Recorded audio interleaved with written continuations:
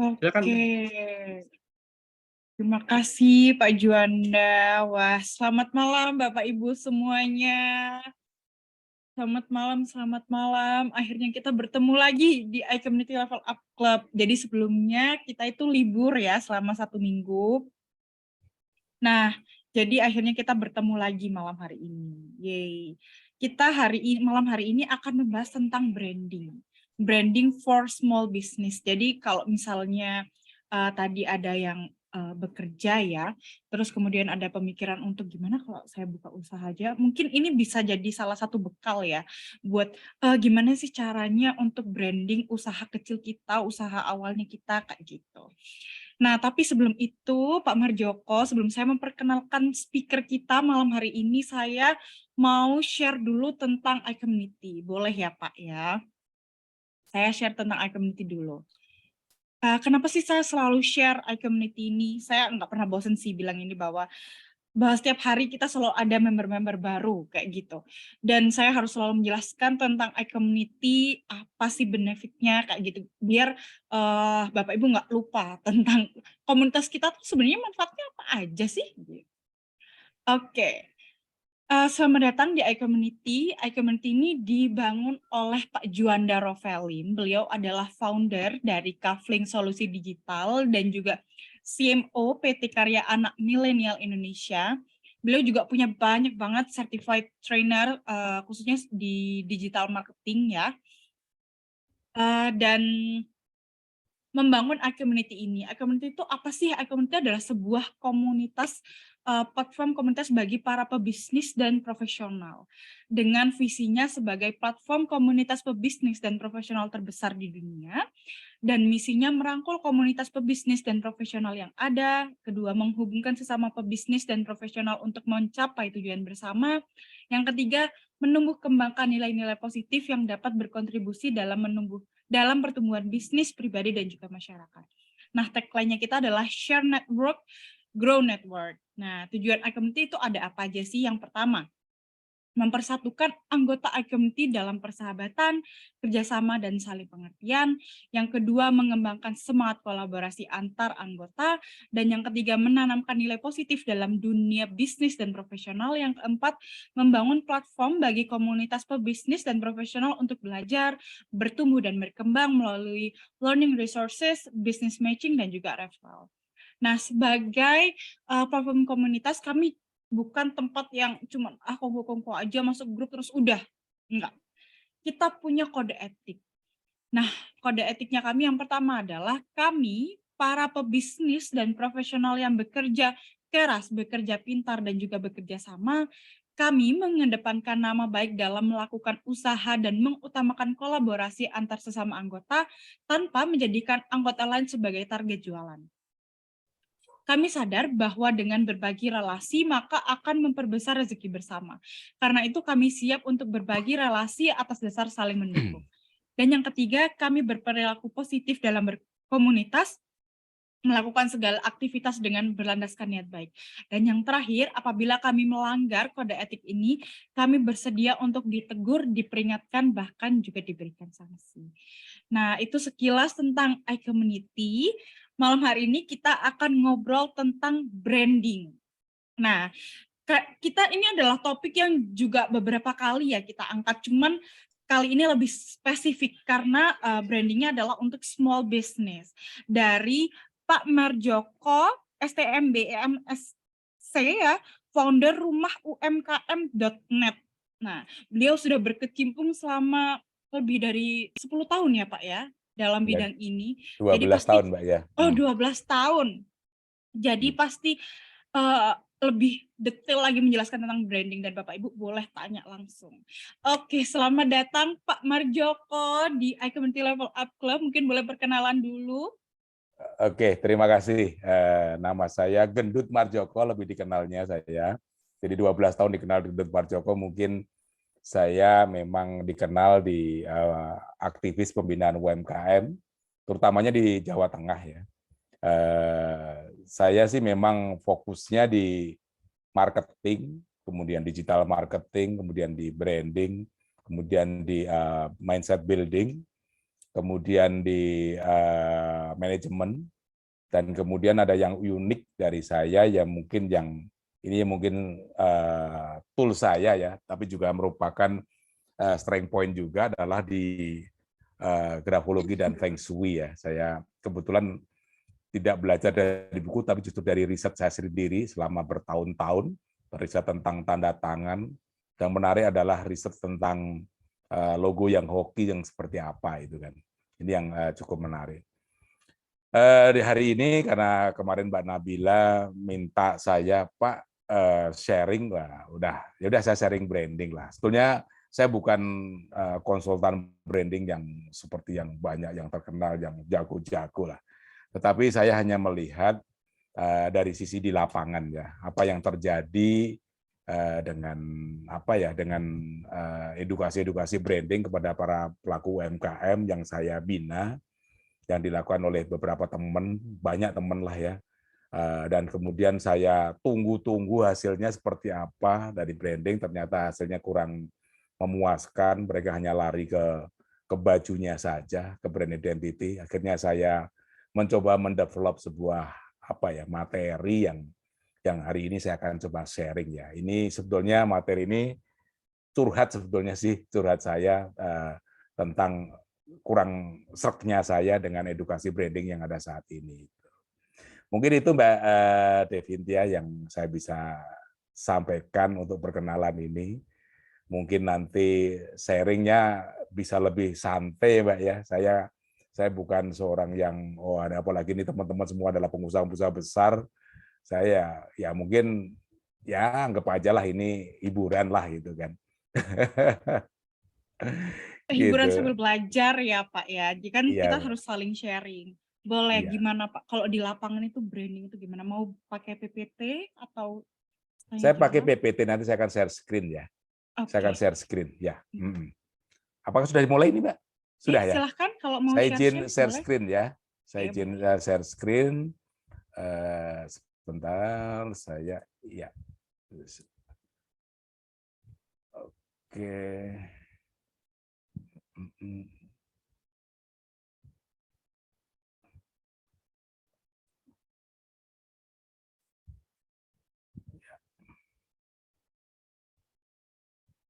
Oke, terima kasih Mbak Devintia dan Mbak Juanda. Saya diberikan kesempatan untuk sharing apa yang jadi unek-unek saya selama ini, yaitu tentang strategi branding untuk UMKM dan startup.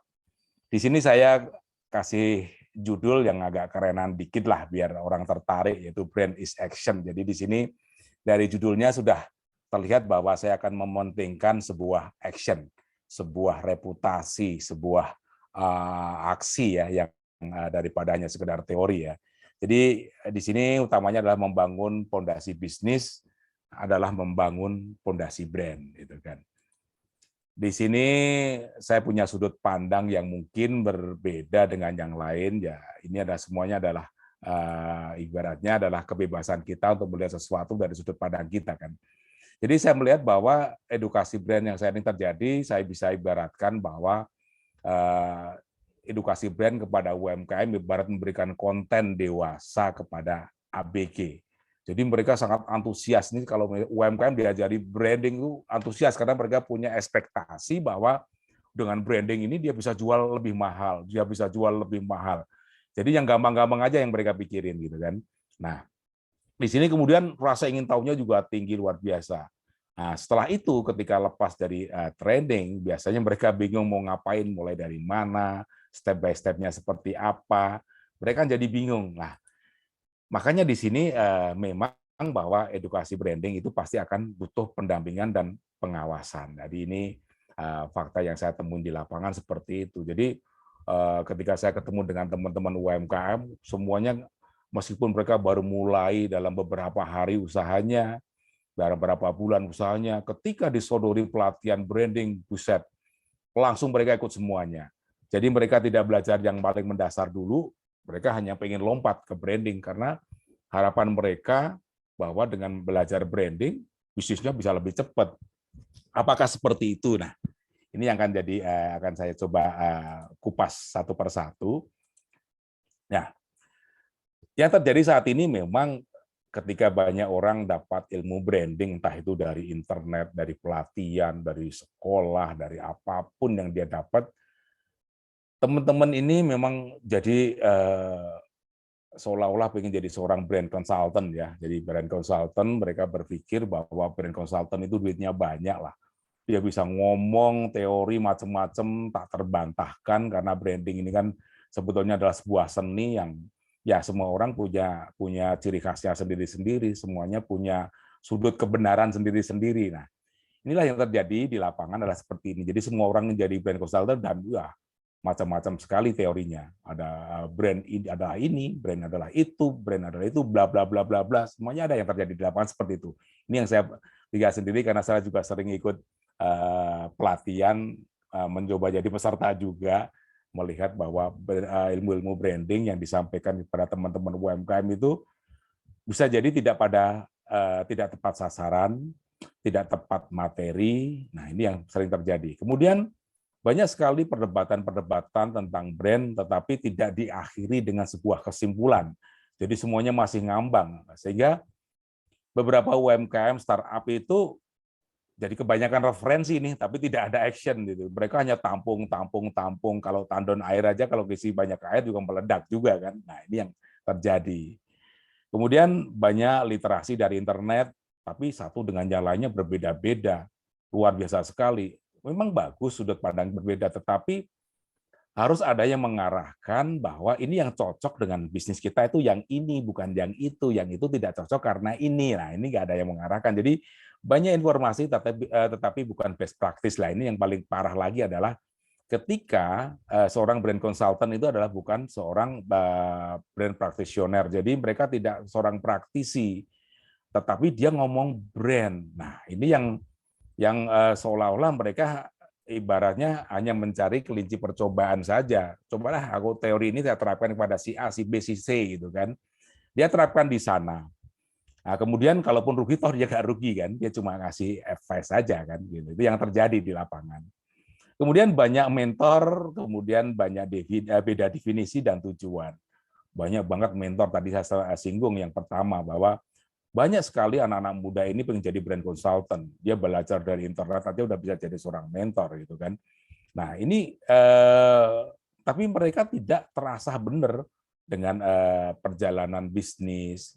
Kemudian dia tidak teruji apakah dia membangun brand itu untuk dia sendiri atau untuk orang lain. Ternyata belajar branding itu adalah yang paling sulit adalah membangun brand untuk diri kita sendiri.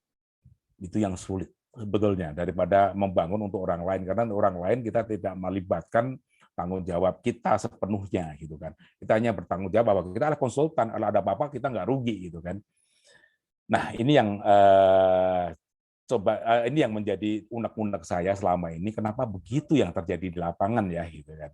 Jadi memang seolah-olah semuanya bagus sampai akhirnya teman-teman UMKM startup yang ikut pelatihan jadi bingung gitu. Dan pada akhirnya ini yang paling kita cermati, pada akhirnya UMKM memahami brand sebatas logo, label, packaging, dan promosinya, padahal semua itu hanyalah identitas brand aja. Jadi mereka selama ini hanya tahu di luarannya aja ya sekelumit dari baju dari brand tersebut gitu kan. Dan padahal brand itu lebih dari itu. Ini yang ingin saya coba sampaikan kepada teman-teman UMKM dan startup. Brand itu tidak hanya sekedar logo, tidak hanya sekedar label, bukan sekedar packaging atau kemasan, dan bukan sekedar promosi dari sana dan di sini gitu kan. Bukan dari itu, tapi ada sesuatu yang lebih penting, yang sangat esensial dari brand tersebut. Gitu.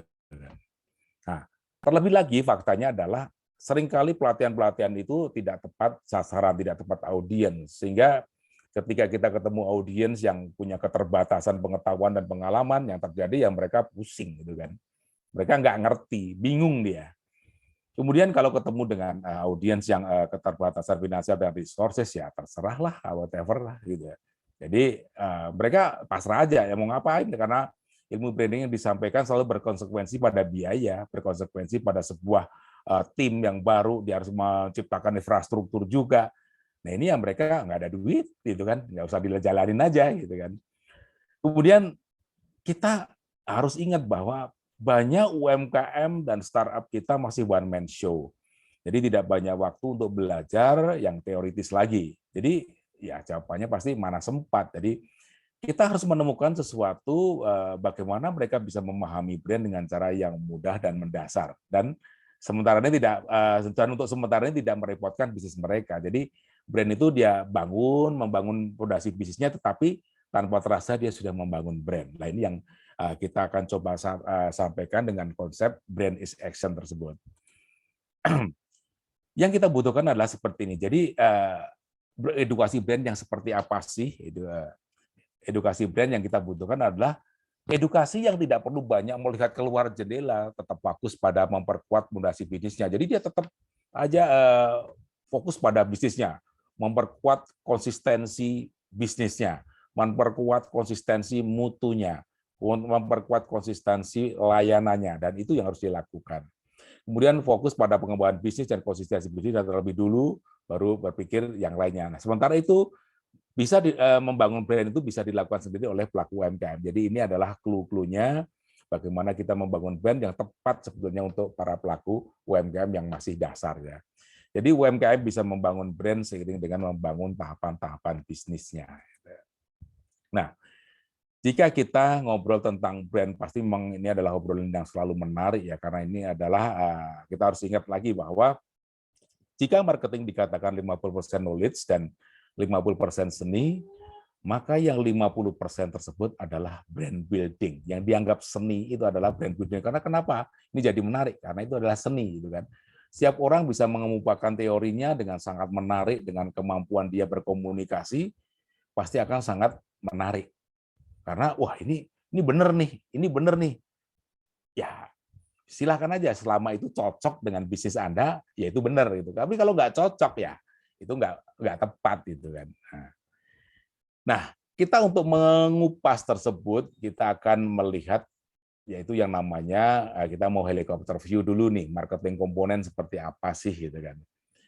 Marketing komponen itu sebetulnya simpel, kita melihat helikopter view-nya bahwa marketing dibagi jadi 3 hal ya. Yang pertama adalah tentang produk, market, dan komunikasi antara produk dan market atau kita sebut branding di sini. Jadi ada produk, nggak ada market, tidak akan pernah terjadi penjualan ya. Ada market, nggak ada produk juga sama. Ada produk, ada market, tidak ada branding, tidak ada komunikasi, ya tidak optimal juga. Nah, setiap komponen ini akan coba kita cari apa sih yang kritikal di sana di setiap komponen.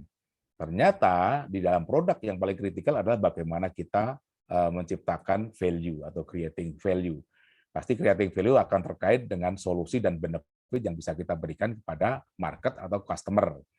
Di situ biasanya kita tolak ukurnya ya selama kita punya produk yang tidak ada komplain, produknya cocok dengan market ya itu kita sudah creating value karena cocoknya itu karena bisa menyelesaikan problem dari customer atau memenuhi apa yang dibutuhkan oleh customer. Itu adalah tentang creating value pada komponen produk. Kemudian di sisi market sebetulnya penekanan kita hanyalah pada customer relation.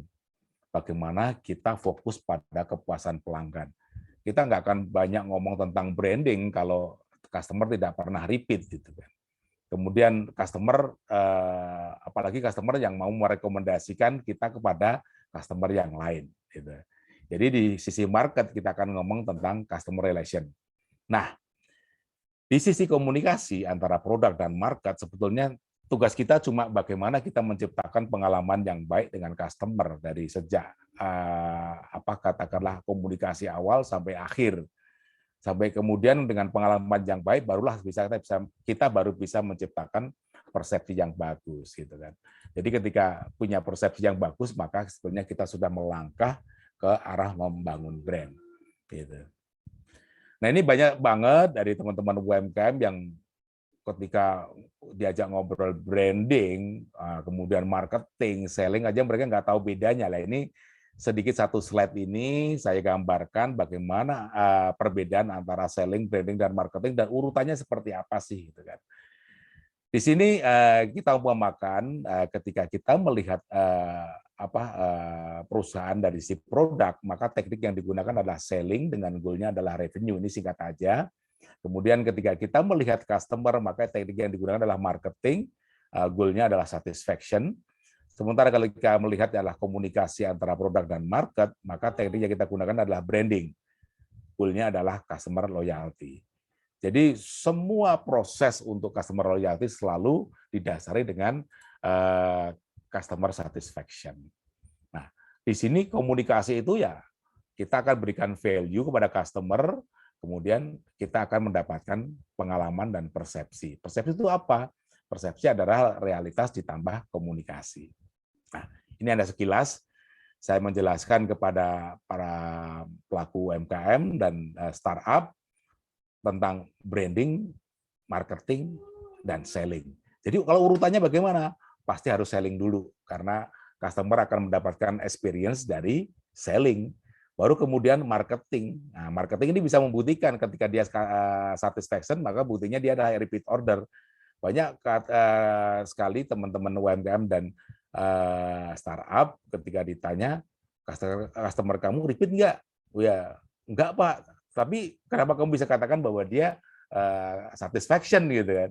Karena dia nggak repeat lah. Sebetulnya kalau nggak repeat ya, dia nggak satisfaction gitu kan. Baru setelah dia satisfaction, baru kita akan bicara tentang branding. Karena ada yang masih kebalik-balik melihat ini. Ini hanya sekedar memberikan gambaran perbedaan antara selling, branding, dan marketing. Nah, kemudian konsep brandization, kita masuk ke sini, yaitu arti brand ini pasti teman-teman sudah tahu semua. Saya simpel aja bahwa brand itu pasti adalah dimulai dari bagaimana kita membangun faktor pembeda, faktor diferensiasi, membangun persepsi, dan sebetulnya yang paling penting kalau saya malah justru yang terakhir, brand adalah garansi. Kalau kita brand is action, kita penekanannya adalah brand adalah garansi, bahwa kita membeli sebuah produk dengan brand tertentu, ya kita harus punya garansi di sana. Jadi kadang-kadang kita melakukan sebuah shortcut, yaitu ya kalau kamu menjual sebuah produk, maka garansi, dikasih aja garansi customer bahwa dia tidak akan rugi membeli produk kita. Misalnya rusak, ganti, itu aja, nggak usah tidak ada excuse gitu kan. Rusak, ganti, itu yang kami lakukan pada brand kami. Jadi ketika dia membeli produk kami, ada rusak, yaitu janji kita adalah kita ganti. Jadi apapun yang dikatakan target market Anda terhadap produk bisnis itu adalah brand Anda. Jadi ini yang saya tekankan kepada teman-teman yang UMKM. Seringkali saya bertanya kepada mereka dalam sebuah pelatihan, sebetulnya apakah mereka sudah punya brand? Dan kepada siapa mereka harus bertanya bahwa mereka punya brand, gitu kan? Mereka selalu menunjukkan bahwa mereka yang punya brand adalah label dia. Nah, ini membuktikan bahwa memang edukasi-edukasi branding sebelumnya ya hanya memberikan pemahaman pada para pelaku UMKM dan startup bahwa brand itu sebatas logo, kemudian sebatas label, dan sebatas kemasan. Karena mereka ketika ditanya, kamu punya brand? Punya Pak. Ini brand saya Pak, ini ditunjukkan produk dia. Nah, kenapa kamu yang menjawab kamu? Seharusnya ketika tanya brand, makanya ditanya adalah customer atau target market. Karena apapun yang dikatakan oleh dia itu adalah brand kita. Bahkan jawabannya ketika saya tidak tahu ya brand kita itu berarti belum dikenal. Oh, itu jelek Pak produknya. Ya itulah brand kita, brand jelek. Karena ini adalah tentang persepsi. Jadi apapun yang dikatakan oleh target market kita adalah brand kita. Dan apapun kegiatan yang kita lakukan agar target pasar kita memiliki persepsi yang kita harapkan atas produk kita, itu adalah branding, atau kegiatannya itu adalah branding.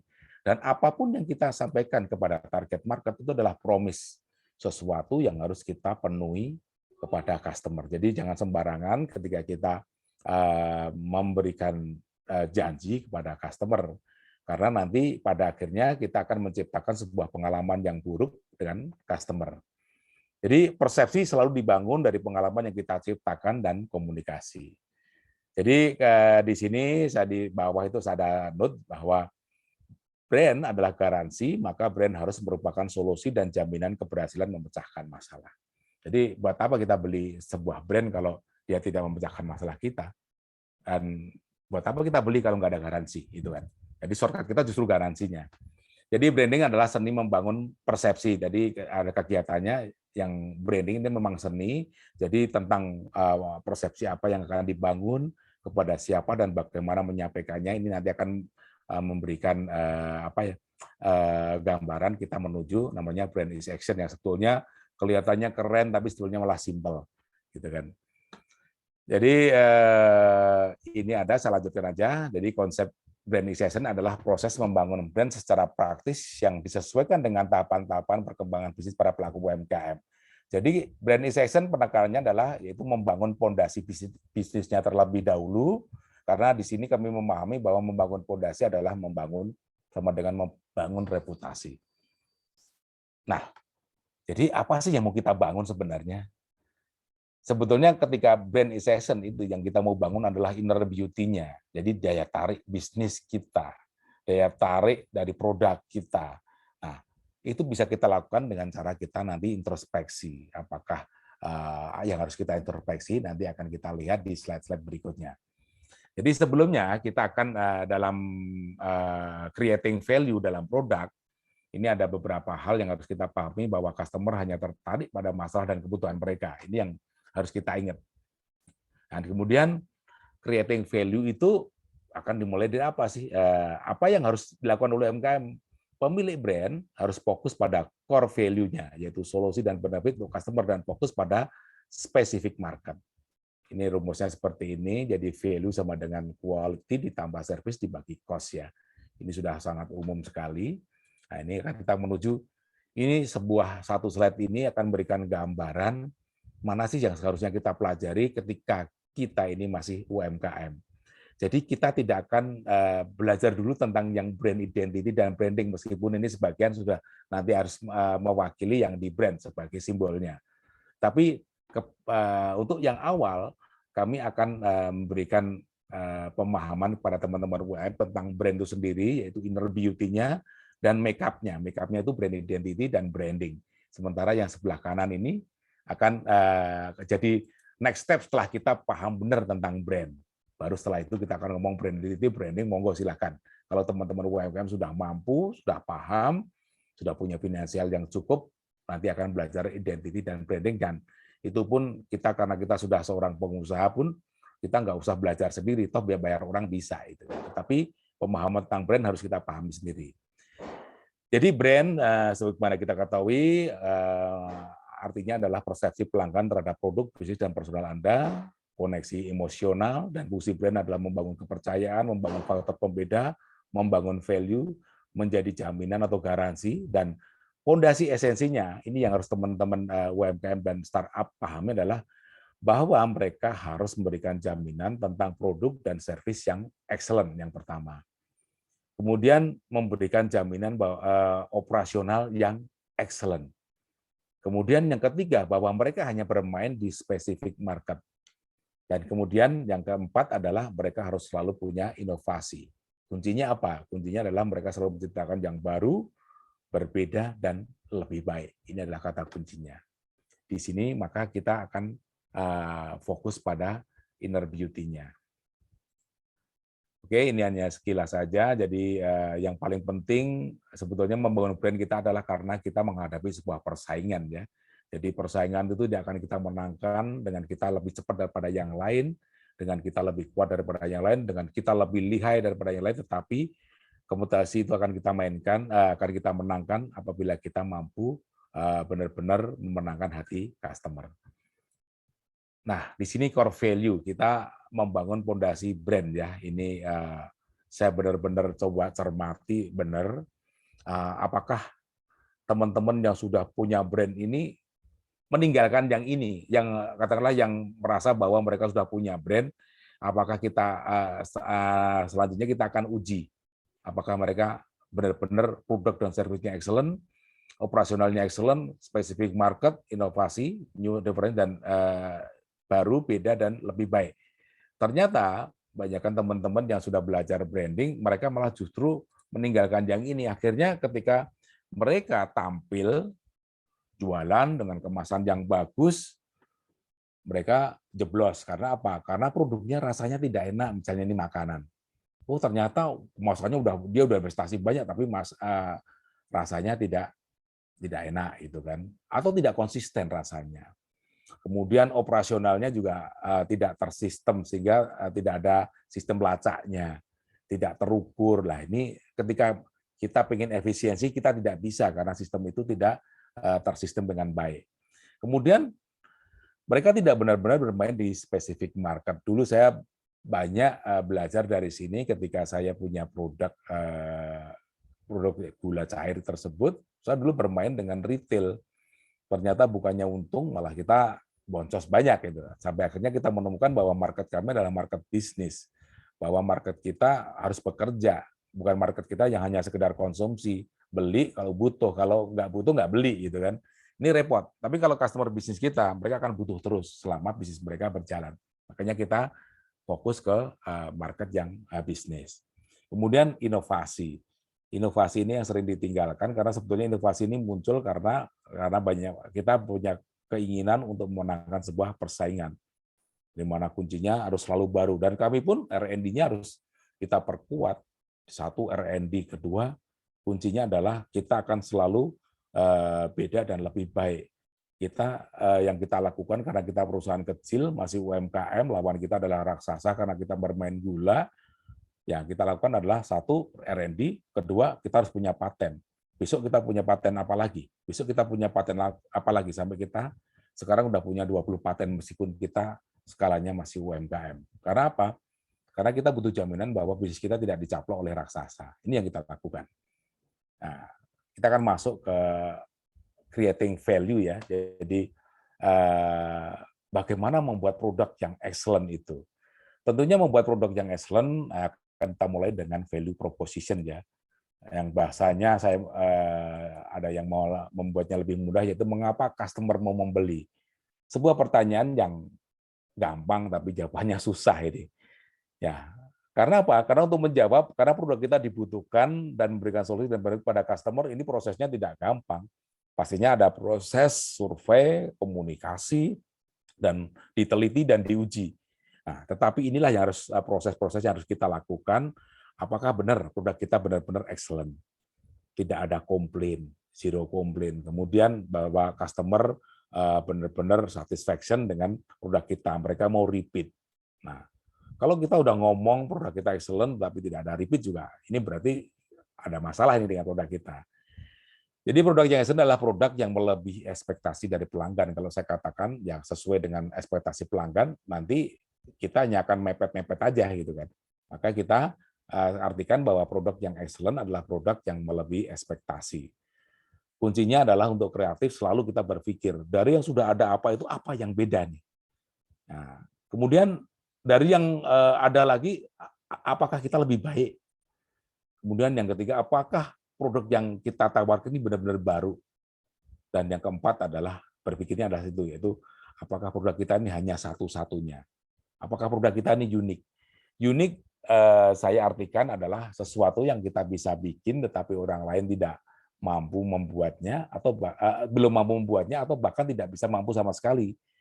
Kata kuncinya adalah dilegalkan atau bahwa itu sudah kita patenkan atau kita hak ciptakan. Ini yang kita kunci seperti ini tahapannya. Kita berpikir dulu tentang beda, lebih baik, baru, dan hanya satu milik kita. Apa yang unik dari produk kita, apa yang membedakan dengan produk pesaing, apa kelebihan produk kita, ini harus kita mampu jawab. Dan ini tidak hanya sekedar menjawab, tapi harus benar-benar diteliti dan diuji. Apa kelemahan produk kita pun harus kita ketahui. Karena apa? Kita untuk mendevelop, untuk mengimprove produk kita, paling gampang adalah kita pahami kelemahan kita dan kita perbaiki. Itu adalah untuk improve gitu kan. Apa inovasi yang telah dilakukan untuk menang dari pesaing? Pastinya kita akan lari ke arah teknologi ya. Teknologi itu sangat bagus sekali. Jadi biasanya memang kelemahan kita dari dulu ada di SDM dan teknologi. Biasanya untuk inovasi ini kita memang lari ke teknologi.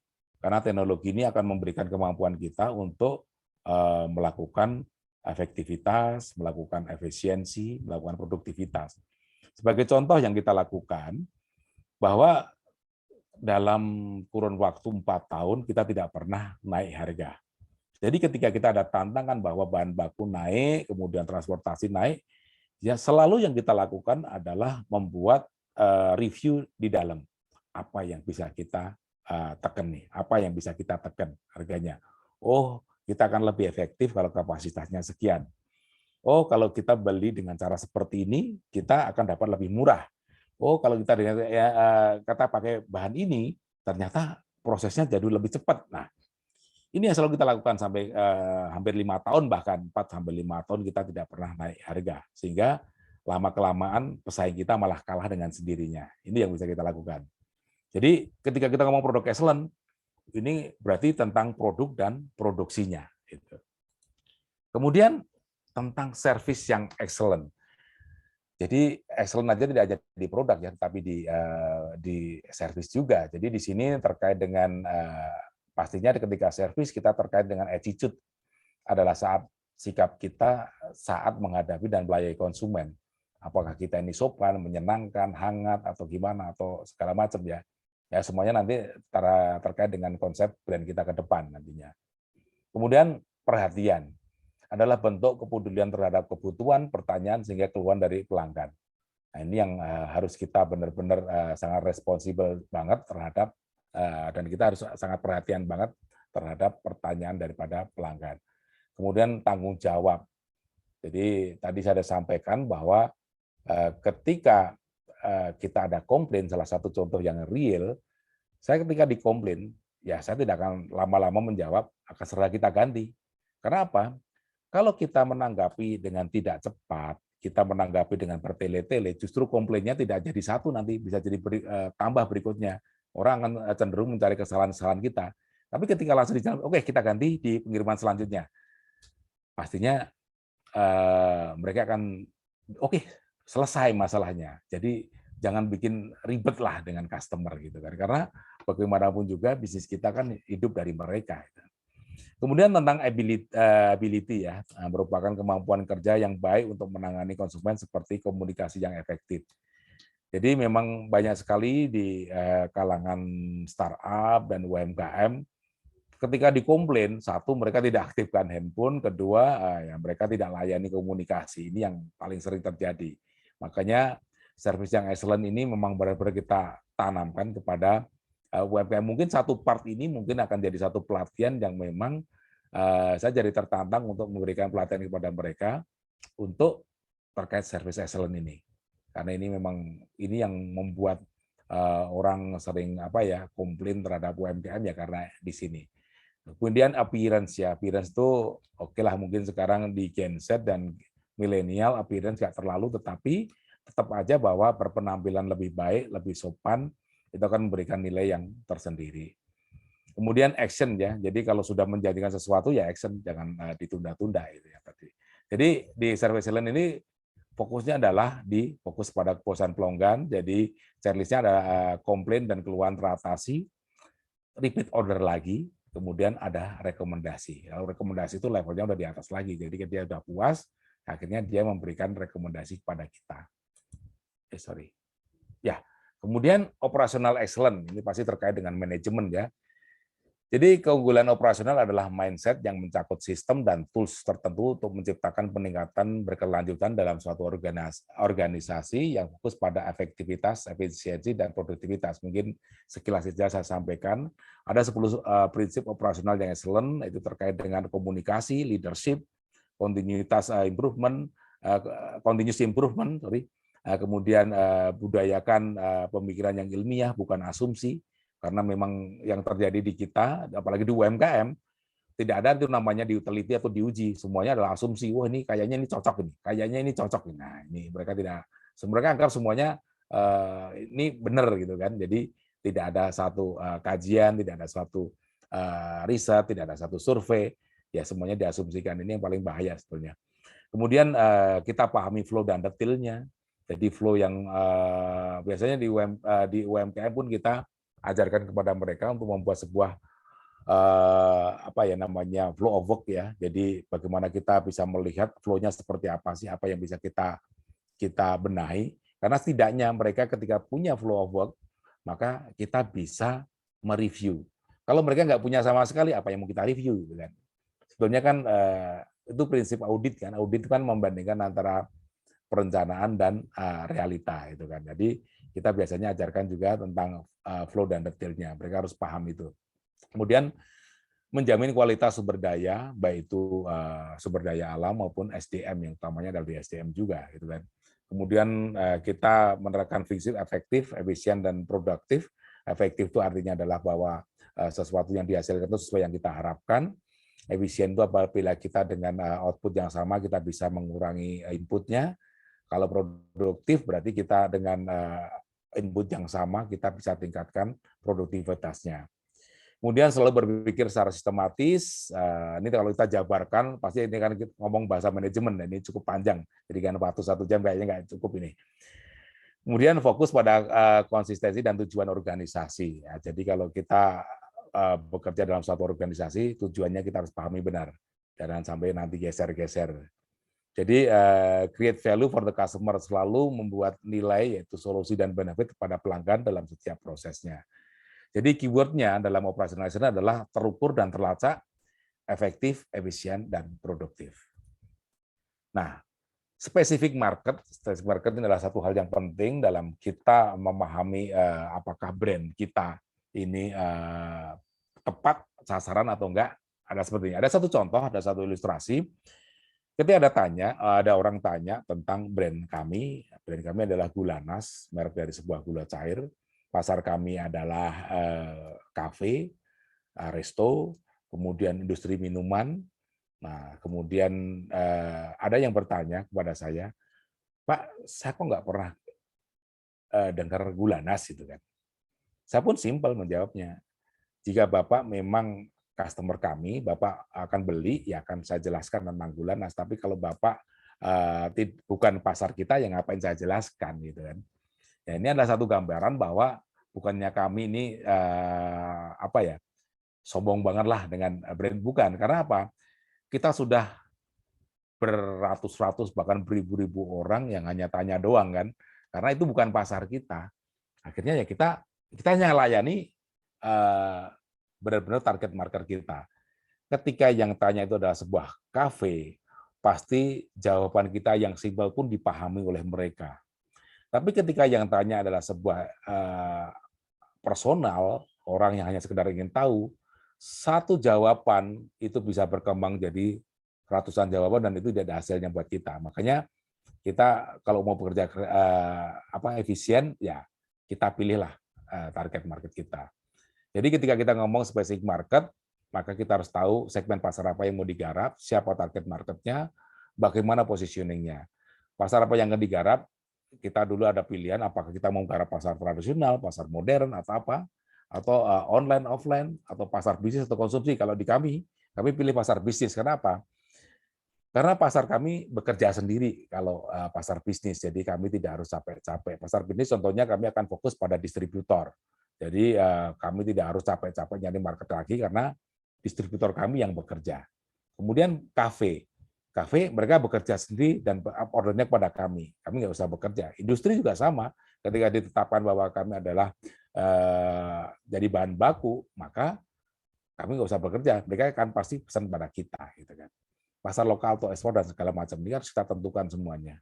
Kemudian seberapa besar pasarnya, kita harus cek berapa besar kapasitas produksi kita. Jadi seringkali teman-teman tidak bisa memuaskan pelanggan karena mereka menawarkan sesuatu yang mereka tidak bisa penuhi. Biasanya kalau di UMKM kapasitasnya terbatas, tapi karena dia mungkin berpikir bahwa ini ordernya besar, maka bilang layani. Sebaiknya kita layani sesuai dengan kemampuan kapasitas produksi kita. Gitu. Yang terjadi di lapangan seperti itu. Apa yang dibutuhkan oleh target kita? Ya, inilah positioningnya. Jadi kalau kita ngomong ya mengapa customer harus membeli, maka posisinya ada di sini.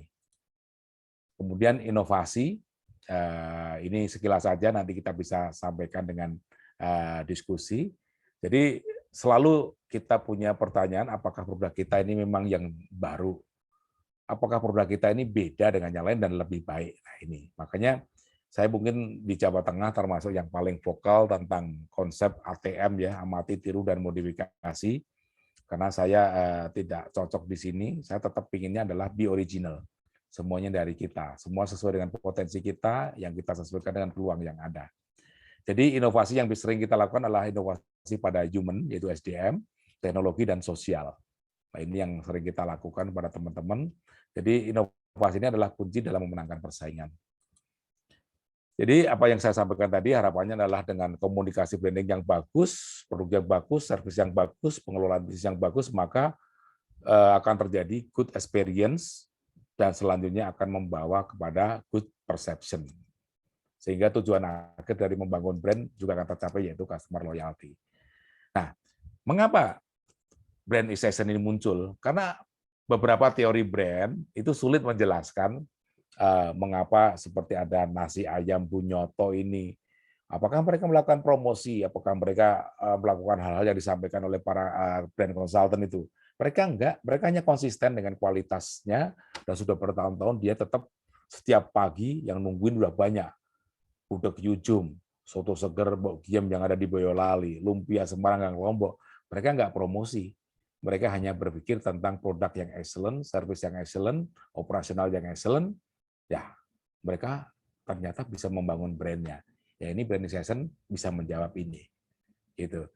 Jadi brandization ini kalau kita simpulkan, apa yang dibangun oleh brandization adalah persepsi customer atas pemenuhan janji kualitas, kinerja, kompetensi, dan konsistensi dari produk, bisnis, personal terhadap pelayanan dan pemenuhan kebutuhan kepada customer.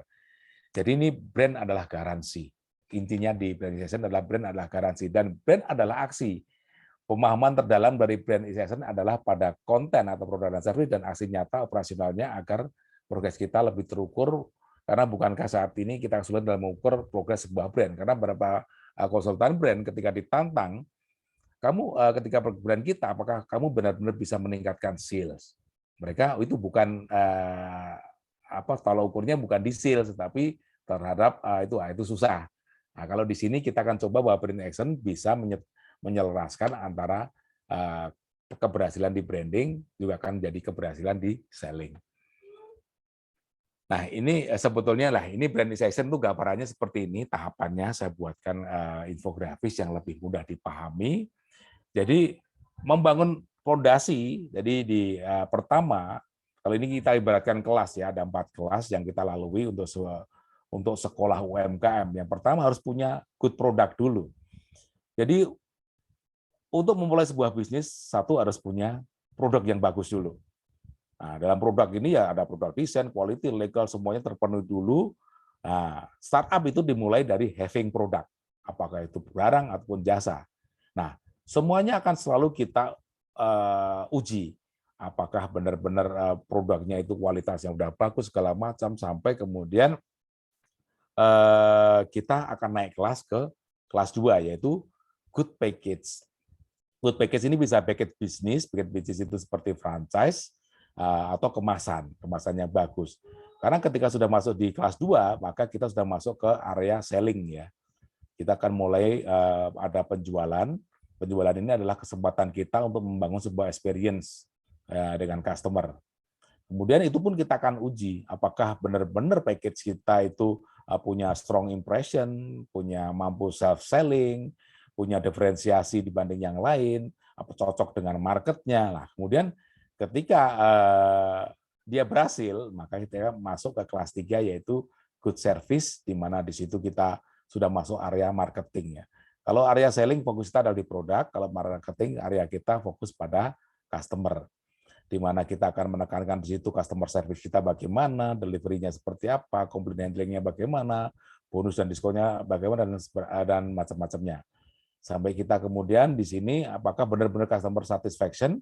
Nah, kalau memang customer satisfaction berarti ditandai dengan misalnya adalah yang paling nggak perlu customer itu berstatement adalah dengan repeat order. Kalau ini berhasil, maka kita akan naik ke kelas 4 yaitu good business. Nah, disinilah kelas di mana kita diajari bagaimana kita konsisten dalam bisnis. Kita akan diajari bagaimana kita membangun manajemen sistem, SOP, good teamwork, good cash flow, efisiensi dan productive work, kemudian good market dan distribusi, dan good network.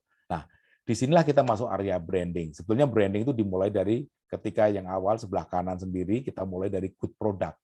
Semuanya adalah proses kita membangun fondasi brand. Nah, gambarannya yang paling jelas adalah yang terakhir ini. Jadi kita fokus ke yang di kanan ya. Jadi ketika kita punya good product, maka kita mulai dikenal. Ketika kita punya masuk ke area selling, maka customer punya experience dengan kita, mereka sudah merasakan. Ketika kita sudah masuk area marketing, karena kita sudah paham customer-nya, maka mulai paham. Karena kita berkomunikasi lebih intensif di area marketing ya, di tahap marketing ini. Sampai kemudian di tahap berikutnya adalah kita sudah loyal atau cinta. Di sini kita sebut kenal, rasa, paham, cinta. Ini di fase-fase branding. Dan kemudian di sinilah sebelah kanannya lagi kita di sini membangun fondasinya. Yang kedua kita terus akan melakukan komunikasi dan evaluasi. Ya mungkin itu yang bisa saya sampaikan pada Bapak-bapak dan Ibu sekalian. Mohon maaf ini sangat cepat sekali. 1 jam, mungkin ini harusnya 2 jam, tapi nggak apa-apa, ini hanya sebuah sharing, nanti kita bisa berdiskusi bersama. Untuk selanjutnya, waktu saya kembalikan kepada Mbak Kevin. Ya. Oke, Ya. terima kasih banyak Ya. Pak Marjoko. Wah, sangat keren sekali, pemahamannya sangat mudah dipahami ya Pak ya, apalagi yang terakhir. Kenal, kalau kita pertamanya kenal dulu, ibaratnya kalau mau pacaran itu kenalan dulu, terus habis itu ada rasa, kemudian ada understanding, saling paham, yang kemudian cinta. Kalau udah cinta sama produknya, kalau udah bagus, wah pasti tambah sayang, pasti beli terus gitu ya Pak. Sangat mudah Ya. dipahami. Iya. Ya.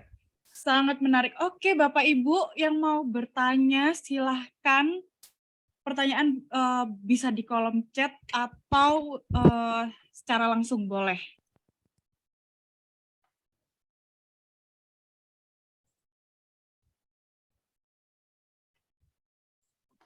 Oke Pak Arjo, silahkan. Ya, ini produk-produknya UMKM kita kan memang luar biasa beragam ya. Jadi kadang-kadang malah ada banyak produk yang overlap. Jadi gimana caranya supaya mereka tuh bisa dikonsolidasi, tidak saling membunuh, mungkin bisa lebih kepada kolaborasi gitu, sehingga dari segi ongkos, dari segi biaya operasional juga bisa lebih ringan.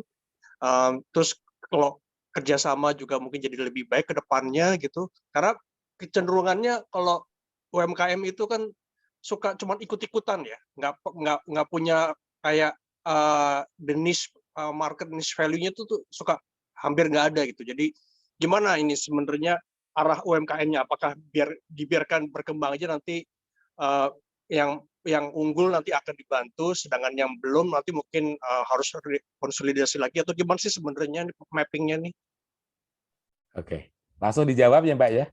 Nggak, langsung mawon, silahkan. Ya, ini pertanyaan yang bagus. Ini adalah sebetulnya keprihatinan kita juga. Dan sejak sekarang ini kita sudah mulai ketika kita ada beberapa sentra yang kita tangani. Sambil contoh satu sentra kopi ya, Gunung Kelir yang ada di Kabupaten Semarang. Itu di bawah sentra tersebut ada 30 produsen, ada 30 brand kopi. Kemarin ketika kita diundang oleh pemerintah daerah setempat, saya katakan, Pak, saya maunya jualan single brand aja Pak dari sentra Gunung Kelir itu. Jadi brandnya adalah Gunung Kelir. Soal di dalamnya nanti ada produsen A, B, C sampai 30 tadi, itu saya nggak mau tahu. Jadi tahunya adalah brand Gunung Kelir. Karena memang sebelumnya, karena diajari brand yang tadi yang saya jadi curhatan saya tadi, jadi UMKM itu semuanya menciptakan brand sendiri, jadi banyak brand banget. Jadi kalau dibilang nanti masuk mereka justru cenderung masuk ke red ocean, ya benar, karena mereka diajari bikin brand, sampai dalam satu kampung aja brandnya bisa puluhan. Padahal produknya ya nggak jauh-jauh beda gitu. Ngapain bikin brand baru? Produknya juga nggak jauh beda gitu. Bahannya sama, belinya daripada bahan bakunya beli dari si A. Ya, produksinya sama karena bantuan alatnya sama. Kemudian yang kurasi produknya sama. Ya ngapain harus brand yang berbeda? Tadi benar masukannya bahwa kenapa tidak dikonsolidasi jadi satu? Ya ini sedang kita di after pandemi ini, dari pasca pandemi ini kita memang mencoba meringkas. Kita mencoba meringkas, ya udahlah kita mending single brand tetapi kita punya kapasitas besar. Sehingga kita tidak masuk lagi pasar retail, kita bisa masuk ke pasar bisnis, kita bisa masuk pasar industri. Ketika masuk pasar industri, maka sebetulnya paksa kita lebih besar daripada selama ini kita main di retail. Ya mungkin seolah-olah bahwa solusinya adalah digital marketing ya. Mereka masuk ke e-marketplace, ke segala macam, masuk ke katakanlah e-commerce gitu kan.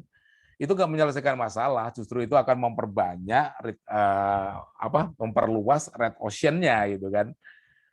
Sebetulnya marketplace itu kan justru arena bunuh-bunuhan sebetulnya sih kalau saya katakan. Jadi karena mereka tidak punya diferensiasi yang jelas, akhirnya mereka masuk, apalagi mereka sudah pajang harga. Ya udah, itu benar-benar kacau itu di marketplace. Makanya kepada teman-teman, udahlah kita mulai berkonsolidasi. Katakanlah kalau di satu sentra, ya udah pakai brand sentra itu produksi, nanti kita atur sistem di dalamnya. Siapa yang paling ini ya nanti kita atur. Jadi berapa porsinya itu kita bisa lakukan. Karena ketika nanti kita bermain dengan industri, sebetulnya semuanya akan dapat bagian. Tapi kalau kita makinnya dengan yang retail, yang pasar kecil-kecil, ya dari 30 itu mungkin yang makan cuma 10 gitu kan. Nah ini sekarang ini memang sudah kita coba, nanti udahlah jangan banyak-banyak brand lah. Kita kalau nggak banyak bedanya, nggak usah bikin brand baru lah gitu kan. Nah ini yang kita lakukan sekarang ini. Tapi semuanya nanti tergantung dari pemahaman pemerintah, sebetulnya karena pelatihan-pelatihan ini justru yang harus mendengarkan adalah para dinas ya. Nah dinasnya biasanya malah nggak mau dengerin kayak gini-gini. Jadi mereka punya program sendiri yang mereka pikir mereka bisa berhasil dengan pemikirannya mereka. Bahkan pemerintah daerah pun ada yang ya mohon maaf mereka menciptakan marketplace sendiri dan alhamdulillah mereka nggak jalan. Karena mindset-nya berbeda dengan memang swasta. Dan itu pun sudah saya kritisi, tapi ya mereka ngeyel sih. Tapi ya, dan nggak berhasil. Nah, akhirnya mereka baru paham. Ternyata tidak semudah itu bikin sebuah marketplace gitu kan. Mungkin itu yang bisa saya sampaikan Pak Arjo. Jadi ini pertanyaan yang bagus dan ini jadi keprihatinan semuanya. Kenapa banyak banget sih sekarang brand? Iya, inilah yang tadi saya sampaikan. Banyak sih nggak apa-apa, tapi kalau mereka benar-benar reputasinya bagus, mereka punya produk dan service excellent, oke. Mereka punya operasional yang excellent, oke. Mereka hanya bermain di spesifik market, oke. Mereka punya inovasi, ya silahkan jalan terus. You punya brand sendiri, monggo silahkan. Lu mau bikin satu pabrik, dia bikin banyak brand, oh boleh.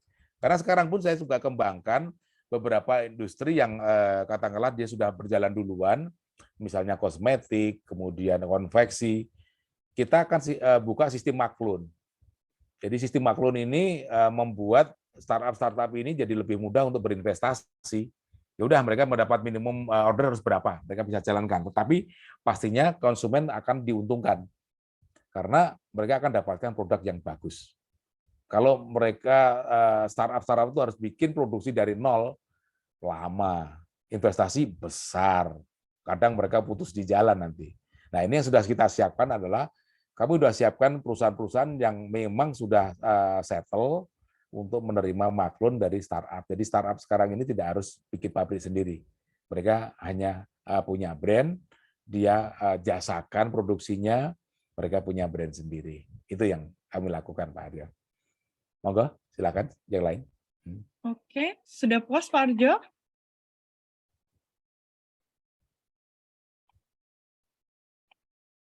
Kalau ada pertanyaan lagi, Pak Arjo? Jadi mungkin sebaiknya lebih kepada ini ya, OEM ya. Jadi bikin ya, produk OEM, tapi betul. tidak perlu ada brand gitu ya.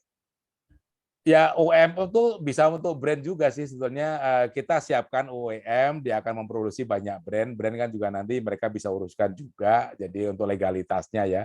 Tetapi yang punya brand nanti bisa, katakanlah saya ingin menciptakan sebuah brand kosmetik. Saya tidak harus investasi pabrik kosmetik kan. Saya pakai OEM aja bisa. Nah ini yang sudah kita tata sekarang. Karena biar nanti Indonesia ini tidak penuh pabrik, Pak. Jadi kalau ada pabrik yang besar, ya dia layani banyak orang gitu aja. Dan yang jelas kita punya keuntungan bahwa kualitasnya yang pabrik itu udah teruji. Nah, ini yang kita sebetulnya yang mau kita jaga kan, karena mungkin background saya adalah marketing ya, saya fokusnya di customer. Yang penting customer sangat diuntungkan di sini. Gitu. Tetapi pengusaha baru atau startup juga diuntungkan, Pak. Mereka tidak akan investasi besar dan mereka tidak harus gagal itu karena pabrik itu kan sudah teruji gagal berhasilnya, udah terus dia lakukan improvement sehingga tingkat keberhasilannya kan tinggi. Jadi ketika kita lempar sebuah desain ke sana dengan brand kita, ya udah kita jalan aja, kita tinggal ambil hasilnya. Gitu, gitu Pak Arjo. Itu Pak Arjo. Ya, oke, terima kasih Pak. Oke, ada pertanyaan lain?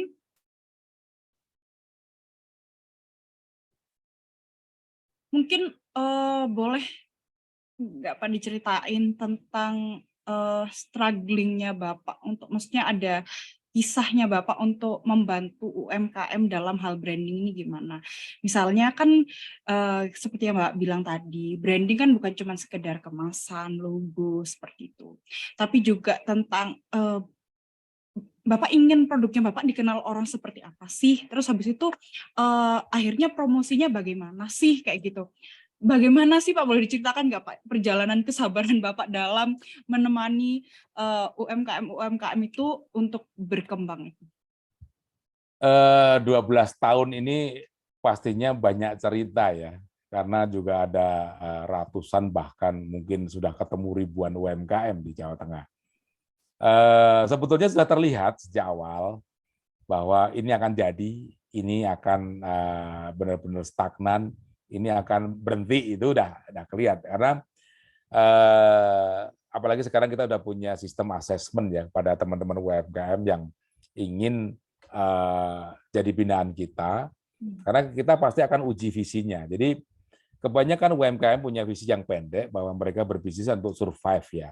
Ini kita tidak terima sih sebetulnya. Karena kalau sudah ya yang penting mereka bisa makan, bisa hidup. Ini berarti bukan seorang pengusaha gitu kan. Mereka tidak punya visi yang panjang. Kita ingin bahwa ketika UMKM ketemu dengan kita, dia akan ngomong bahwa 10 tahun ke depan kita pengen jadi eksportir ini gitu. Saya suka gitu kan. Karena apa? Karena kita nanti menggelar perjalanannya itu lebih gampang. Kalau seorang tour leader tuh enak. Pak ini Bapak karena punya kemauan seperti ini, kita nanti akan bisa kasih seperti ini nih rutenya gitu kan. Nah, kita pasti pertama kali akan uji visinya. Apakah dia visinya jauh atau hanya sekedar untuk survive. Kalau untuk survive, nyuwun sewu, kita mungkin sementara kita sisihkan dulu. Atau dia harus mengikuti sebuah pelatihan tentang mindset building. Karena di sini sangat penting sekali. Jadi mindset building, memahami mindset, tidak hanya sekedar bahwa mindset dibutuhkan ini nih, tapi benar-benar struktur dari mindset itu apa gitu kan. Nah, ini nanti kita ada pelatihannya seperti itu. Kemudian kita akan melakukan uji passion. Uji passion ini sangat penting banget karena banyakkan orang itu kan berbisnis sekarang melihat ada peluang. Wih, sedang rame, dia ikut ke sana. Dia terombang-ambing oleh peluang gitu kan. Sementara dia lupa potensi dia itu apa. Dan memang orang Indonesia memang terpola dari pola pendidikannya dari sejak zaman dulu itu adalah memang zaman India Belanda. Sebetulnya di Belandanya bagus pendidikannya, cuma di Indonesia jadi aneh makanya. Kita itu kan didikte kan, kita didikte. Orang Indonesia paling pintar menilai orang lain. Tapi ketika ditanya tentang dirinya sendiri dia nggak bisa jawab. Nah inilah sebetulnya yang kelemahan umum yang ada di Indonesia seperti itu. Makanya di uji yang kedua adalah uji passion. Apakah benar dia memang passionnya di sana? Kalau enggak, takutnya kita udah susah payah, dia putus di jalan. Pak, saya dapat peluangnya lebih bagus, ditinggal lah ini bisnis. Betul. Ini yang paling menakutkan. Makanya ketika kita sudah uji vision dan uji passion, maka kita berharap dia akan membuat sebuah definisi buat dia. Jadi namanya learning itu adalah membuat sebuah definisi yang sesuai dengan kondisi dia. Itu adalah learning. Jadi kalau kita nanti zaman kuliah kita dulu, kalau ujian kan seringkali kita disalahkan karena definisi kita tidak sesuai dengan yang buku yang kita baca kan. Betul. Itu dosen kita yang nggak ngajari kita untuk learning. Karena learning itu harusnya kita menciptakan definisi yang tidak lari dari sana, tetapi sesuai dengan kondisi kita. Jadi harusnya learning itu seperti itu kan, harusnya seperti itu gitu kan. Tapi nyatanya disalahin kan. Nah, ya itulah sebetulnya pola-pola pendidikan yang keliru di kita. Kalau sudah ketemu dengan definisi tadi yang saya sampaikan, maka baru kita bisa menguji mindset-nya. Apakah mindset-nya ini udah benar? Karena mindset itu kan terbagi, tersegmentasi jadi 3 kan, jadi input, proses, dan output. Apakah di input dia ini melihat sesuatunya sebagai problem? Ini yang paling ini agak mesin rusak ini sensornya. Nah, kemudian apakah dia melihat sesuatu itu sebagai sebuah challenge? Challenge itu masih lebih bagus karena dia melihat bahwa 50% sukses, 50% fail ya. Fail. Nah, kemudian ada orang yang luar biasa, yaitu melihat semuanya adalah opportunity. Nah, ini sebetulnya adalah mindset super itu adalah yang semuanya di sensornya dia melihat semuanya adalah opportunity. Nah, kemudian di proses. Di proses, apakah benar mindset kita ini benar-benar seorang memang problem solving? Apakah benar kita ini creating ID? Apakah benar kita ini punya inisiatif? Itu di prosesnya. Sampai kemudian katakanlah di outputnya, apakah kita ini outputnya sudah benar-benar kita punya karakter, sikap, perilaku, solusi segala macam. Nah, akan cek di sana nanti. Nah, kemudian pertanyaannya adalah, Pak, kalau mindset building itu gimana, Pak? Mindset building itu sebetulnya, mindset building adalah pastinya harus ada yang dibenahi. Namanya building itu bisa menata, membangun kan. Nah, ternyata ya harus ada yang dibenahi. Kalau nggak ada yang dibenahi berarti apa? Lah, yang dibenahi itu apa? Ternyata yang dibenahi dalam mindset building itu adalah metodologi berpikir. Misalnya, kita pasti optimis dulu nih. Kemudian kita melihat helikopter view, kita melihat journey view, critical point apa, solution-nya apa, lah segala macam itu ada di pelatihan kita di mindset building. Jadi urutan cara berpikir itu ketika diterapkan pada orang dan orang mampu menerapkan itu, maka hasilnya akan relatif tipikal. Maka disebut dengan mindset yang entrepreneurship ya seperti itu. Mereka tipikal, cara berpikirnya sama, ngolahnya sama. Nah, itu yang kita lakukan. Nah, itu kan 1, 3, tadi kita ada 3, 1 uji visi, 1 uji passion, menghasilkan definisi, kita uji mindset-nya, apakah mindset sudah cukup memadai atau belum. Nah, ketika sudah mindset-nya sudah memadai, maka baru kita akan melihat apakah kompetensi yang dia miliki itu sudah cukup atau dia perlu dikembangkan lagi. Nah, seringkali UMKM itu kan diajak training ini ikut sana, ikut ini ikut sana. Mereka karena nggak tahu yang dia butuhkan apa. Nah, ini yang terjadi apa? Sebetulnya dalam di anggaran pemerintah pun jadi rugi karena ini ikut di sana nggak ada hasil, ikut sana nggak ada hasil, gitu kan? Karena semuanya nggak terarah. Karena nggak tepat sasaran ya Pak ya. Tidak tepat sasaran. Tadi mereka tidak tahu apa yang harus dilatih. Gitu. Jadi sebetulnya kalau pelatihnya udah memang oh iya dia dibutuhkan, dia bisnisnya ini kok, nggak usahlah pelatihan itu, gitu kan? Ini aja. Tapi yang benar-benar gitu kan. Nah, itu yang keempat adalah uji kompetensi, yang kelima adalah nanti adalah uji value. Value adalah sesuatu yang selalu bukan untuk diri kita. Value itu selalu untuk orang lain. Jadi value itu selalu adalah solusi dan benefit untuk orang lain. Dampak yang diberikan pada orang lain. Jadi kalau orang ngomong value itu value selalu bukan untuk kita. Selalu adalah value adalah untuk orang lain, untuk masyarakat, untuk kelestarian alam, itu adalah value. Jadi dari situ kita akan lihat sejak awal dia membangun bisnis ini value-nya apa yang mau diberikan.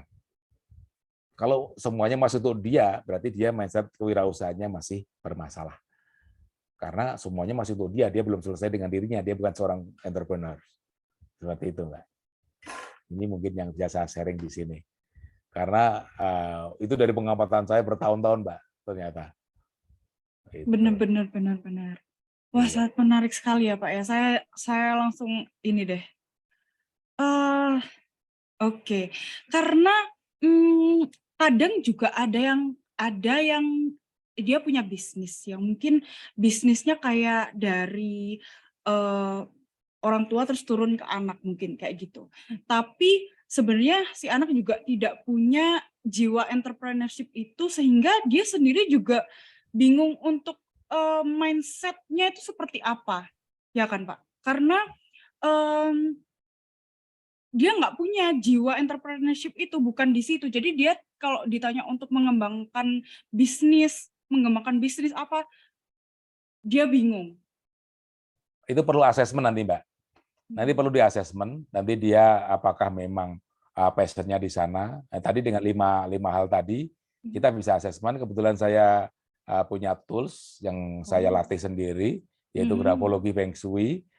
Inputnya cuma tanggal lahir, terus kemudian tanda tangan, nama lengkap, dan kemudian warna favorit. Itu 4 itu kita bisa bantu dia membedah dia punya karakter, dia punya passion seperti apa, dia punya ibaratnya kecenderungan seperti apa, dia punya potensi apa. Lah itu dari situ kita bisa.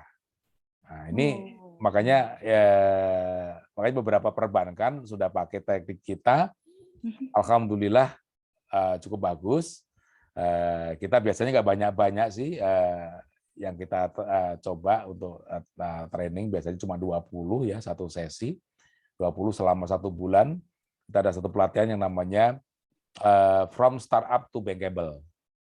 Jadi ini sangat diinginkan oleh perbankan biasanya. Jadi output-nya ya udah siap, dia terima, dia makan aja lah udah enak itu kan. Karena kita udah ajari dia dari startup sampai dia bankable itu. Cuma 1 bulan, cuma dengan 4-5 materi aja, mentoring 1 bulan, dia sudah bankable nanti. Wah, menarik. Itu online, offline atau gimana?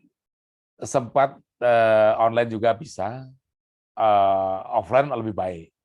Karena lebih cepat kalau offline. Kalau offline 20 ketemu, tatap muka, wah cepet banget. Sangat cepet banget. Tapi kalau online, ya kita yang butuh kesabaran, dan kita harus memantau mereka setiap saat.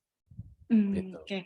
Mungkin informasinya boleh di kolom chat ya Pak ya. Biasanya ini Bapak Ibu yang pengen tanya lebih lanjut atau pengen berkonsultasi, mungkin boleh dituliskan juga nomor teleponnya Bapak di kolom chat. Boleh. Gitu.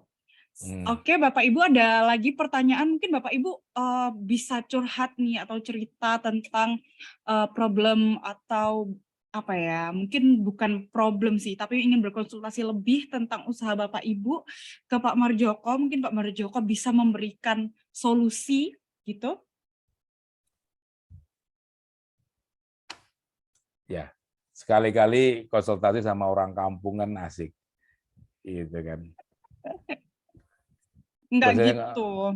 Kalau di kota besar kan mentornya udah keren-keren, Mbak. Kalau kita mah, ya udahlah, ini aja lah gitu. Tapi banyak juga yang memuji Bapak dengan ini loh Pak, apa namanya, materinya simpel, padat, dan jelas. Maksudnya tepat sasaran seperti Bapak bilang tadi. Saya Karena seniman sih Mbak, saya kalau dibilang itu saya lebih suka seniman, jadi seneng gambar segala macem itu sih. Cuman itu aja sih mungkin yang menarik ya. Oke. Boleh tadi nomor teleponnya udah di kolom chat Pak? Sampun, sudah. Ya. Sebentar, ini belum semuanya ya. Saya kirim sesuatu ya ke everyone in meeting.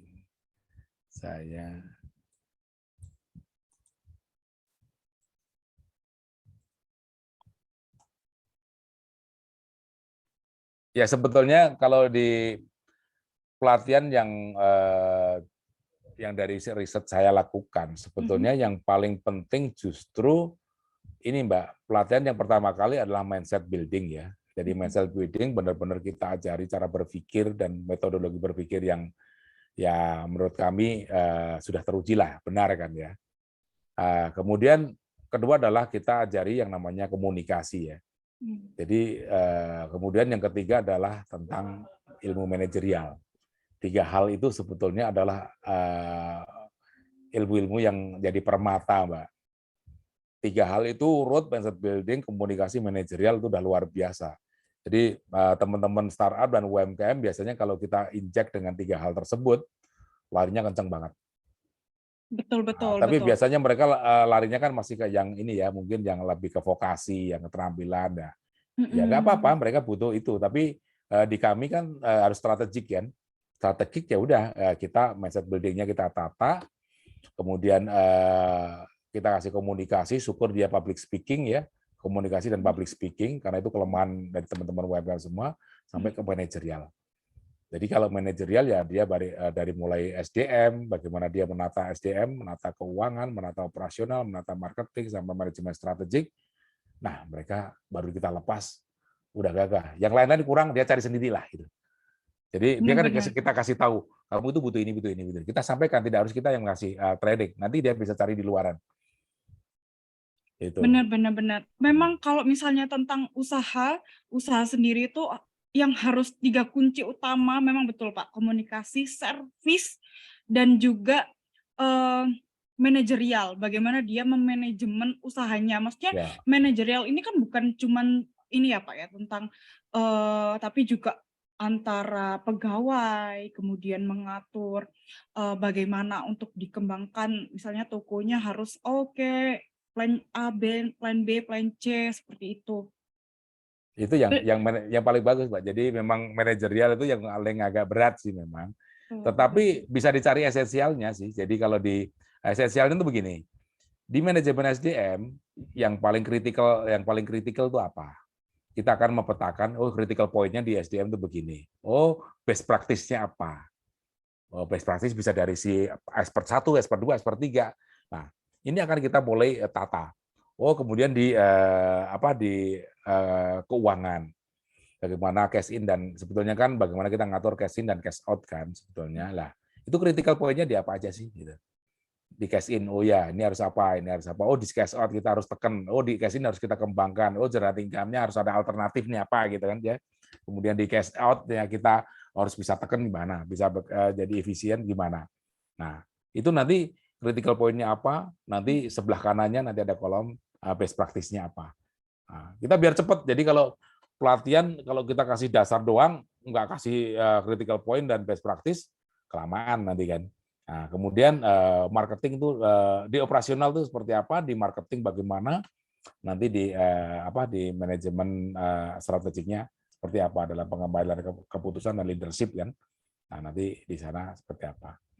Itu bisa. Nah, yang jadi tantangan saya terberat adalah ketika kita memberikan pelatihan kepada calon pensiunan, Mbak. Ini Oh, berbeda, sangat berbeda banget dengan UMKM atau startup yang lain yang masih muda. Pensiun itu udah kejepit waktu gitu kan. Nah, ini yang kita lakukan adalah kita benar-benar mengefektifkan dia itu punya hobi atau passion itu apa. Karena prinsipnya kewirausahaan bagi saya adalah kemampuan untuk memahami apa yang kita punya, apa yang kita bisa, dan apa yang kita suka untuk mencapai tujuan kita. Gitu. Jadi kita kelola apa yang kamu punya apa sekarang. Oh punya ini bisa dikembangkan apa gini. Oh kamu katakanlah kamu bisa apa? Apa berarti kompetensinya? Oh bisa begini. Oh, kamu suka enggak? Kalau enggak suka ya enggak. Berarti yang semuanya kan nanti kayak diagram Venn kalau di matematika ya. Kita iris-iris sampai ketemu. Oh bisnis saya yang cocok gini. Nah itu kembangkan. Kamu lakukan aja yang kamu suka itu. Misalnya dia suka miara ayam gitu kan. Udah kamu piara ayam dulu, udah usah mikir bisnis, piara ayam dulu lah. Oh kamu suka gitu kan. Sampai kemudian ada satu masa yang namanya jual. Nah, jual lakukan aja, jual. Karena itu harus melalui masa jual gitu kan. Nah, setelah dijual, maka harus dia evaluasi, untung nggak kamu? Oh, untung Pak, untung lanjutin lagi aja. Tanpa terasa dia akan udah berbisnis. Nah, itu yang kita lakukan dengan pensiunan kita. Jadi kamu sukanya apa? Saya sukanya miara kucing, Pak.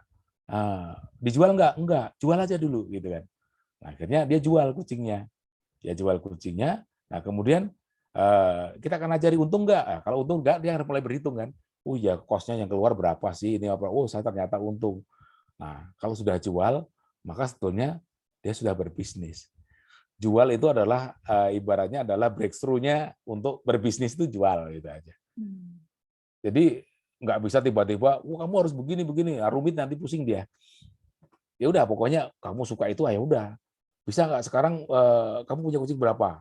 Oh kemarin berapa sih? Oh naik ya, besok bisa berapa ini? Nah, kan makin banyak. Nah, makin banyak kemudian breakthrough-nya adalah dijual. Jadi momentum jual itu adalah momentum breakthrough-nya. Jadi setelah jual, baru kita tanya, untung nggak kamu gitu kan? Nah, untung nggak kamu berarti kita ajari bagaimana ngitung HPP-nya segala macam. Oh untung Pak, ya udah untungnya banyak apa dikit? Wah dikit Pak, ya udah nanti kita hitung ulang lagi bagaimana kamu bisa jual yang lebih baik lagi. Nah di situ aja. Jadi memang pelatihannya melekat. Jadi tidak sekedar teori-teori, tapi udah kita dampingi. Itu karena itu pensiunan. Pensiunan nggak bisa kita arah-arahkan yang beresiko kan. Nah, yang paling gampang adalah kita arahkan yang dia suka. Kalau dia suka, ya asik aja kan dia. Wah, asik banget nih. Sampai kemudian ketemu momentum di mana dia harus jual. Kalau udah jual biasanya ketagihan, Mbak.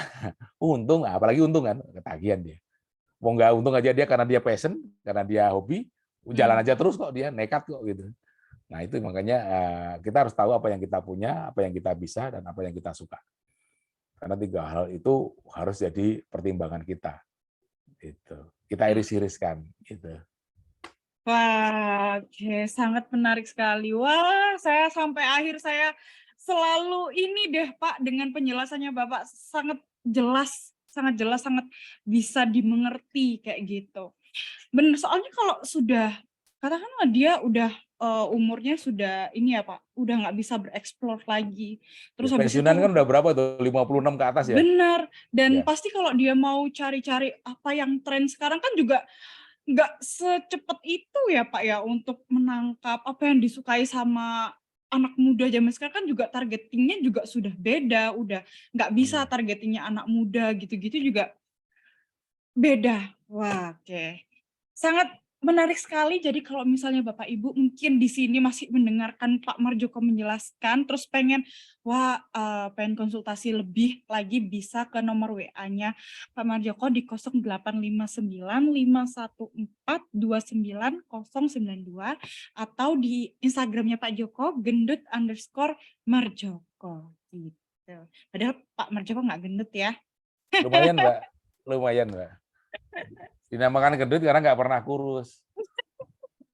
Oke, nggak kerasa udah mau jam 9 ini Pak. Memang kita waktunya memang cuman 1 jam, 1,5 jam ya Pak ya, 1,5 jam untuk ngobrol dan diskusi. Mungkin next time kita bisa ngobrol lagi gitu ya Pak ya. Ya, makasih Mbak Devin. Ya. Baik, terima kasih banyak. Oke, kalau tadi udah menyediakan penjelasan tentang Pak Marjoko dan tentang branding, sekarang giliran saya untuk menjelaskan tentang iCommunity lagi, dan next itu mau ada ALC tentang apa gitu ya.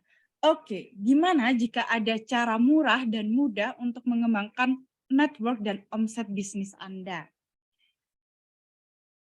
Oke.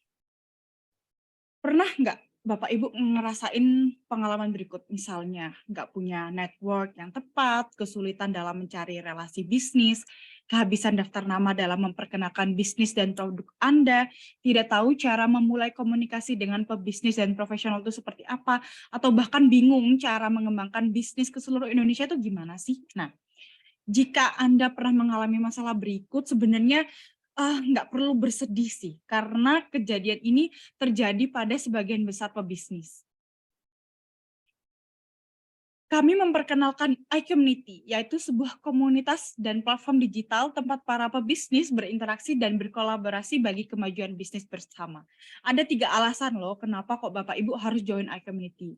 Jadi alasan yang pertama ada valuable community, yaitu ada akses networking, kemudian ada akses learning, seperti malam hari ini ada iCommunity Level Up Club, itu ada akses learning-nya, kemudian juga ada akses contributing-nya. Nah, benefit yang kedua adalah quality leads, yaitu leads to customer baru, reseller baru, dan juga customer retention. Dan yang ketiga yang paling disukai adalah low cost, karena nggak perlu biaya iklan, word of mouth, dan juga banyak konten freemium untuk upgrade skill bersama. Bahkan kalau member pro bisa mengiklankan produk atau usaha mereka di Videotron loh. Nah, bagaimana sih iCommunity dapat membantu Anda berkolaborasi dengan sesama pebisnis dan profesional? Seperti yang saya katakan tadi, komunitas iCommunity ini bukan tempat yang koko-koko aja, tapi kita punya berbagai macam program yang sangat benefit gitu loh. Yang pertama ada iCommunity Level Up Club, yaitu event mingguan untuk belajar dan saling berkenalan untuk seluruh anggota dan umum. Yang kedua ada iCommunity Business Matching, jadi biasanya meeting rutin antar anggota untuk saling mengenal. Nah, biasanya ini tuh cuman sedikit pesertanya, memang 10 sampai 15 agar komunikasinya itu bisa terjalin dengan baik. Jadi nggak ada tuh yang merasa bahwa disisihkan atau aduh tadi aku nggak sempat kenalan lebih jauh nih kayak gitu, nggak ada. Nah kemudian biasanya kalau udah IBM terus habis itu cocok ini sama salah satu pengusaha, lanjut ke iCommunity one-on-one meeting. Yang kemudian iCommunity refer a business gitu. Dan yang kelima ada program iCommunity Company Visit. Dan yang keenam ada iCommunity Business Summit. Nah, how to grow your business with iCommunity. Tadi saya udah jelaskan ya, biasanya para member bertemu di ALC atau di ICV gitu. Nah, kemudian dalam lingkup yang besar itu kemudian dikerucutkan di IBM atau iCommunity Business Matching, jadi saling ngobrol. Nah, kalau udah ada yang cocok ini satu sama lain di iCommunity one-on-one meeting, dan begitulah iCommunity Refer a Business. Nah, ini adalah salah satu contoh iCommunity Business Matching yang online ya, jadi kita tersedia online maupun offline. Kalau online-nya bisa dicek di website kami, iCommunity.id, di situ tiap minggunya ada iCommunity Business Matching. Kalau hari Selasa itu biasanya dari iCommunity sendiri Business Matching-nya, kalau yang hari Rabu ada iCommunity Business Matching-nya Bu Evelyn. Nah, ini salah satu contohnya. Nah, terus kemudian ini adalah iCommunity Business Matching yang secara offline. Nah, jadi kami nggak cuma datang aja tuh di Jakarta, enggak, kami datang juga di Semarang, tempatnya Pak Marjoko tuh kami datang. Terus ada juga di Bandung, kemarin kita sering ke Bandung, atau di Surabaya, Malang, Batu, nah kayak gitu. Nah, ini adalah platform media sosialnya iCommunity, yaitu iCommunity Official. Semua informasi tentang iCommunity, apa yang terjadi, atau apa yang akan ada event apa sih iCommunity ini, ada semua di platform media sosialnya kita. Ini salah satunya juga iCommunity YouTube iCommunity. Jadi semua tentang iCommunity Level Up Club itu kami upload di YouTube kami. Kalau misalnya tadi ada Bapak Ibu yang ketinggalan, waduh saya tadi datangnya cuma setengah-setengah nih, tadi nggak dengerin Pak Marjoko tadi awal-awal bilang apa ya. Nah, itu bisa langsung cek di YouTube kita gitu. Oke, itu terima kasih banyak. Itu penjelasan tentang iCommunity, Pak Marjoko, terima kasih banyak. Jangan ini ya Pak ya, jangan kapok-kapok ketemu kami lagi ya. Semoga kita bisa sharing-sharing lagi ya Pak Marjoko ya. Boleh kita foto bersama Pak meskipun online. Bapak Ibu boleh nyalakan videonya, kita bisa foto online bersama-sama. Oke. 1, 2. Oke, terima kasih banyak. Terima kasih banyak Pak Marjoko. Boleh Bapak Ibu